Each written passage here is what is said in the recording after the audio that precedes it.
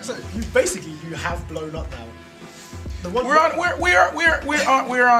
way. We're on the way. We are working very hard to be able to, one day I'll be able to say that with a straight face, but I'm nowhere near where I'd like to be. You know what I'm saying? But right about now, definitely we are putting in a lot of the legwork to be, or I should say, to get to where I want to be one day. Because really, what I'm looking at is, in terms of people saying they've blown up, it's a big insight into the music industry for some people. Because if I look at your back catalogue of music, you've done music with Bedouin Soundclash, you've made music with Texas, you made a track with Sean Paul before he was really sort of Money in Jane. the spotlight. Money Jane, before he's in the spotlight like he is now. Yeah. So how does that feel to, like, literally you're on a world stage right now, but you don't feel like a big artist?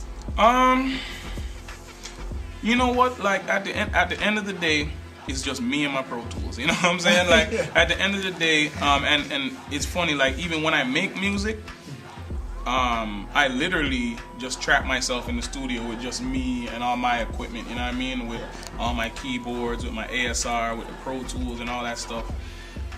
That's the way that I guess how my mind works. Is I don't really think about any of the crazy stuff, any of the accolades, any of the past accomplishments, the big artists. You know what I mean? I try and make it as personal as possible, so that no matter where I am, there's a certain familiarity. Like I still feel like I'm in my basement when I perform Dangerous for 100,000 people. When you hear the music playing, I just feel at home.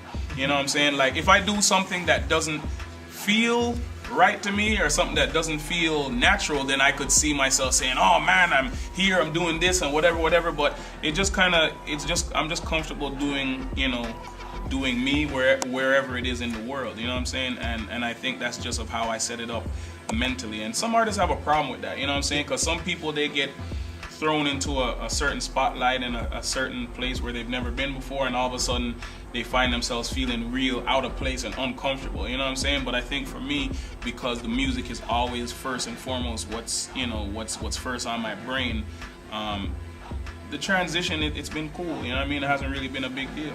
Yeah, so the concept for Not For Sale was something you had in your mind for a long time, and like I hate referring back to bios when doing interviews, but in your bio you did mention that there was something about it being the timing. So is there a lot of stuff that you kind of held back over the years that you've been out because it would have been easier for, obviously the timing is good now, so some of the stuff that could have been a hit back in the day, putting out, it might have been pointless because it's not on too many shelves, kind of thing? It's hard to answer that. Like I could answer that and just make it a regular interview answer, but you see, musically, I think I make it difficult for myself a lot of times, to tell you the honest truth. Yeah, which I'm asking this question because I do a very similar thing. I want to remain lyrical.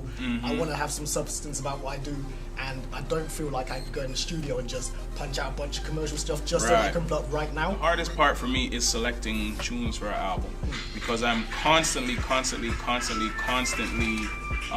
recording.